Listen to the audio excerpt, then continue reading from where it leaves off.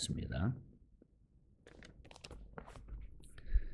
25장 1절부터 9절까지 봅니다. 이스라엘이 시딤에 머물러 있더니 그 백성이 모압 여자들과 음행하기를 시작하니라.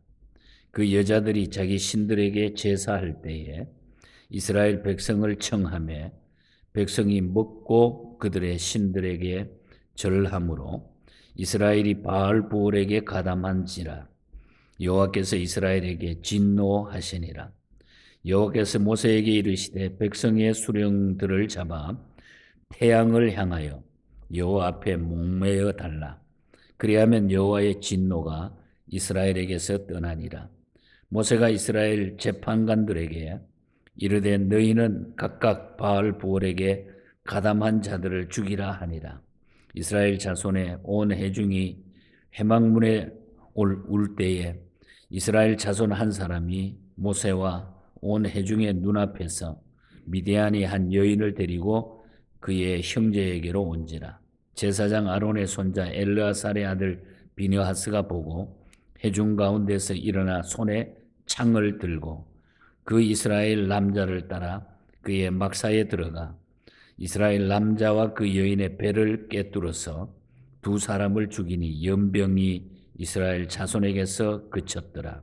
그 연병으로 죽은 자가 24,000명이었더라. 아멘.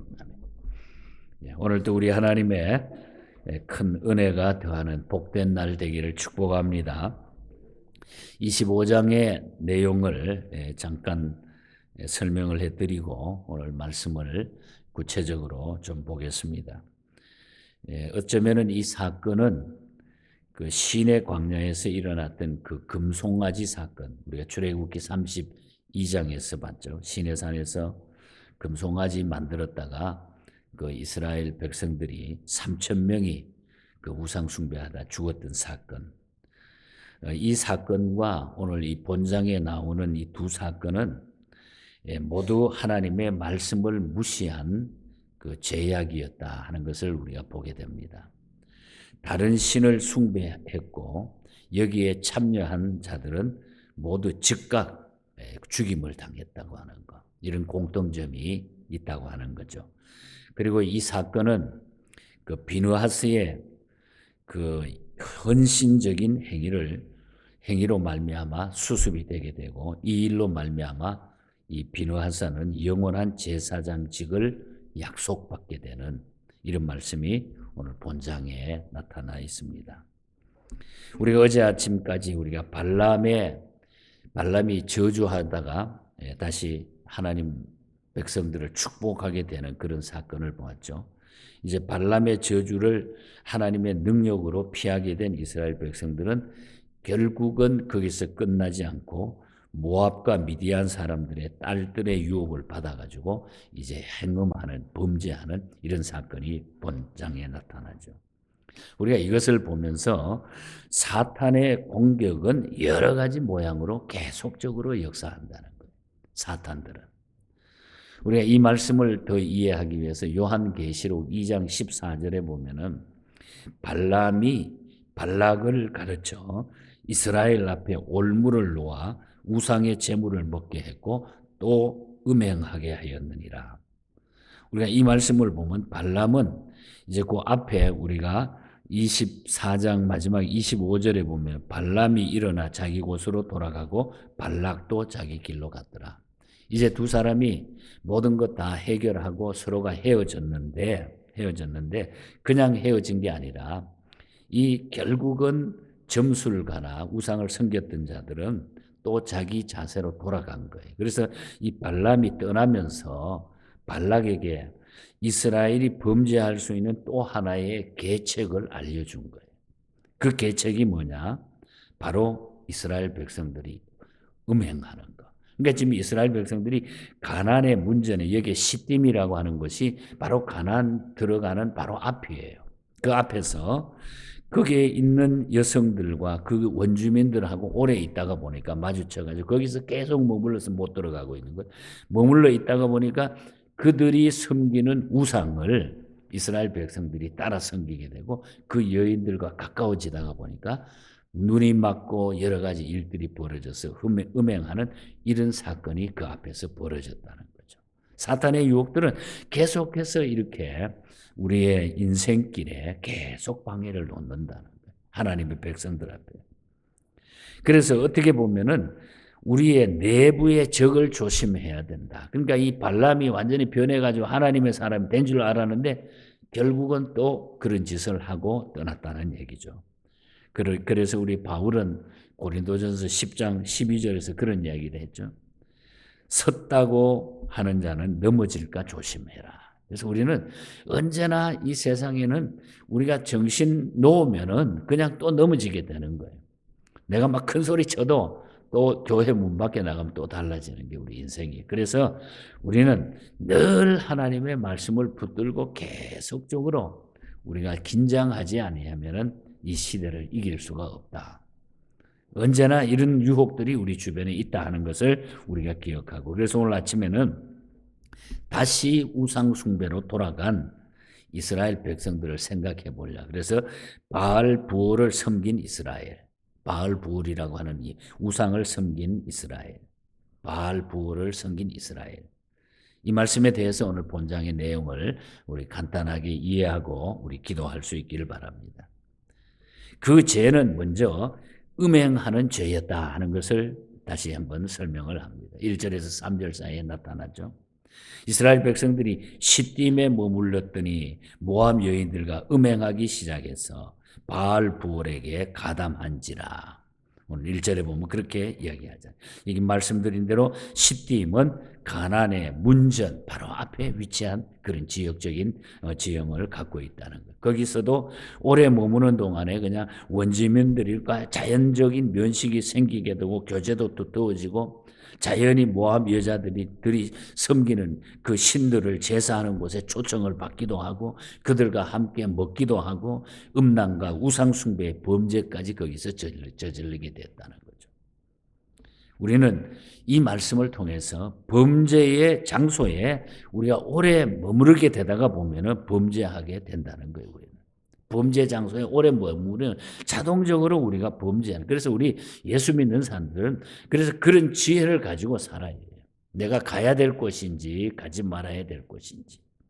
자꾸 가다가 보면은 그 범죄하는 장소에 자꾸 가다 보면 나도 자연적으로 물들게 돼 있다는 거죠. 그래서 그런 것들은 우리가 피해서 살아야 된다. 그래서 바울은 고린도전서 6장 18절에서 음행을 피하라. 너희가 음행을 피하라. 그런 말씀을 특별하게 주셨어요. 이 음행과 향락은 신앙의 가장 무서운 적임을 우리가 알아야 된다. 그래서 우리가 죄 짓는 음행한 죄를 범했는데 그 음행한 죄의 장소, 죄의 장소를 우리가 첫 번째로 오늘 받는 경우는 죄의 장소에 오래 머무르면 나도 죄 짓게 된다. 될 수 있으면 죄의 장소를 피해라. 이것이 오늘 첫 번째 교훈이고, 그 다음에 이러한 죄 때문에 하나님은 그들을 노엽게 하시고 하나님이 심판하셨다는 거예요. 무서운 심판이 내려진 거예요. 하나님은 범죄한 하나님의 백성들에게 무서운 심판을 내리신다. 저는 그래서 요즘 세상 돌아가는 일들 이렇게 영적으로 바라보면 이게 그냥 우연한 일이 아니라는 거예요. 우연한 일이.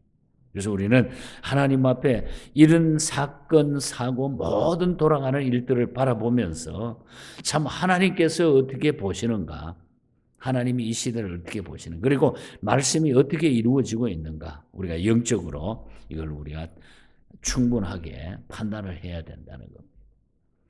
그들이 바알 부올에게 가담했다고 하는 말은 우상 숭배를 했다는 말이거든요. 바알 부올은 어떤 신인과 아니 풍요를 주는 농사의 신으로서 이것을 섬긴 이스라엘 백성들에게 하나님은 그 신을 섬기면 그의 농사가 잘 된다 하는 그 신이 바로 바알 부올입니다. 그래서 하나님은 이 우상을 섬긴 이스라엘 백성들에게 연병을 내려가지고 24,000명이 그냥 싸그리 죽도록 이렇게 만들었어요. 여러분 24,000, 그 당시에 사람도 그렇게 많지 않은 시대에 24,000명이 시체로 죽어나가 보세요. 얼마나 끔찍하겠어요. 여기 몇천 명만 막 죽어도 생 난리가 벌어지는데 엄청난 끔찍한 사건이 일어났죠. 8절과 9절 보면 그 이스라엘 남자를 따라 그 막사에 들어가 이스라엘 남자가 그 여인의 배를 꿰뚫어서 두 사람을 죽이니 연병이 이스라엘 자손에게 그쳤더라. 9절에 그 연병으로 죽은 자가 24,000이나 되더라. 얼마나 끔찍한 사건. 하나님의 심판이 그냥 그대로 임했다는 거죠. 무서운 심판. 하나님은 우상숭배의 죄를 결탄코 용서하지 않는다. 우상숭배를 하나님 제일 싫어하신다. 하나님의 진노의 표현은 때때로 이렇게 정말 병으로 역사하시는 것, 죽음으로 역사하시는 것. 그래서 우리가 성경에 보면 금송아지 사건 때에 그 우상숭배거든요. 금송아지 만들. 그래서 3,000명을 죽여줬고 고라당에 그 땅이 꺼져가지고 지진 같은 게 땅이 꺼져가 14,700명이 죽고 땅이 갈라져가지고 이 끔찍난 이런 사건은 하나님이 막 분명하게 눈앞에 보여주셨다. 이게 모두가 전부 우상숭배 때문에 일어났던 일이다. 얼마나 하나님이 우상숭배를 싫어하시는가. 그래서 십계명 가운데도 나 외에 다른 신을 절대로 섬기지 말라는 거예요. 그래서 우리는 우상숭배 그리고 죄를 짓게 되면 하나님의 백성이 우상숭배하고 죄짓고 돌아오지 않으면 하나님 이런 심판이 임한다. 두 번째 사건입니다. 그 다음에 우리가 끝으로 중요한 얘기는 비느하스의 열심이 연병을 그치게 했고 모든 사건을 종결할 수 있었다고 하는 것. 10절에서 18절 사이에 나타나는 내용들입니다. 그때 제가 읽어드리지 못했죠. 이스라엘의 우상숭배에 대한 비느하스의 극렬한 분노는 오히려 하나님의 진노를 가라앉힐 수 있었다는 거죠. 비느하스가 막 분노를 가진 거예요. 하나님 앞에. 시므온의 종족 중에 미디안 한 종족 중에 어떤 시므리라는 자가 그 다음에 우리가 말씀 가운데 나오죠. 14절 내 15절에 보면은 그분들의 이름이 쭉 나타납니다. 시므온의 종족 중에 한 족장이었던 시므리라는 자가 나오는데 이스라엘 백성이 보는 가운데 미디안의 한 창녀 음행한 여자를 공공연한 장소에 데리고 들어오는 거예요. 이스라엘의 진중으로 이 여인 데리고 들어오는 거예요. 음행한 여자를. 그래서 모압의 신들을 예배하러 간 것만도 이미 지나친 죄를 범했는데 거기 가서 음행한 사건을 부정하고 거기가 우상 숭배하고 나서 또 그 여자를 데리고 이스라엘 진영까지 데리고 왔다고 하는 것은 죄를 부끄러워하지 않는 아주 완악한 그런 잘못된 모습이죠. 죄를 그냥 안고 들어왔다는 얘기죠. 그때에 비느하스가 손에 창을 들고 들어가가지고 그 두 남녀를 찔러가지고 그 자리에서 죽여버리는 거예요. 그랬더니 그 연병이 그 자리에서 그치더라. 하나님의 행위를, 하나님은 그 행위를 타당하게 보셨다. 그 사건을 벌이니까 연병이 다 그쳤더라. 11절에 보면은 비느하스의 행위를 나의 질투심으로 질투하였다. 하나님 그렇게 말합니다. 나의 하나님이 질투했다. 출애굽기 34장 14절에 이미 봤죠 우리가. 너는 나를 다른 신에게 절하지 말고 여호와는 질투라고 이름하는 질투의 하나님이라. 하나님은 질투의 하나님이라 그랬어요. 나 외에 다른 신을 섬기는 것을 하나님은 질투하신다는 거예요. 질투의 하나님. 여러분 하나님의 백성이 내가 하나님을 잘 섬겨야 되는데 삐딱하게 다른 길로 가면 하나님이 질투하신다는 거예요. 너무 사랑하기 때문에. 하나님은 자기 백성이 우상을 섬길 때 질투하는 하나님. 그것을 다른 말로 말하면 열심이라고 하는 말도 표현할 수가 있어요. 그리고 또 다른 말로 하면 하나님의 사랑의 다른 표현이라는 거예요. 질투라고 하는 말. 하나님이 얼마나 우리를 사랑하시면은 우리 하나님의 백성이 죄짓고 잘못되면 하나님이 질투하실 거예요. 이건 하나님의 사랑 때문에 그렇다는 거죠. 하나님께서 기뻐하시는 자는 11절의 말씀대로 나의 노를 돌이켜라고 하는 말이에요. 나의 노를 돌이키라. 내 노를 돌이키라 너희가. 하나님의 진노를 돌이키게 하는데 수고하는 자들을 하나님께서는 기뻐한다. 그래서 비나스는 그냥 자기가 대노하면서 그 죄를 그냥 거기에서 확 잘라버리는 거죠. 그러므로 우리는 악인들의 악행을 종식시키는 일에 하나님의 심정으로 열심을 가지고 살아야 돼요. 그렇지 않으면 내가 넘어지게 된다는 거죠. 내가 넘어지게 된다. 16절에서 18절 사이에 그런 말씀으로 우리에게 교훈하고 있습니다. 하지만 남을 범죄하게 한 자에게는 대해서는 하나님의 무서운 심판이 온다고 하는 사실을 우리가 잊어버리면 안 됩니다. 그 17절에 보면은 미디안을 대적하여 그들을 치라 그랬어요. 미디안을 대적하여. 그러니까 미디안 우상 숭배하는 미디안을 대적해 가지고 그들을 치라 그랬습니다. 이 미디안은 모압과 더불어 가지고 이스라엘 백성을 계속 범죄하도록 미혹한 자들이 바로 이 미디안 족속입니다. 성경에 보면 계속 미디안 족속이 하나님의 백성들을 계속 유혹하고 넘어뜨리고 하나님은 그들을 쳐버리라 그래. 쳐라. 그들을 치라. 그러니까 우리가 사탄 마귀는 우리가 물리쳐야 됩니다. 그냥 적당하게 있으면 안 된다. 이렇게 남을 범죄케 한 사람에게도 하나님은 그 죄값을 받게 하신다는 이 사실을 우리가 알아야 된다고 하는 것. 오늘 말씀의 결론은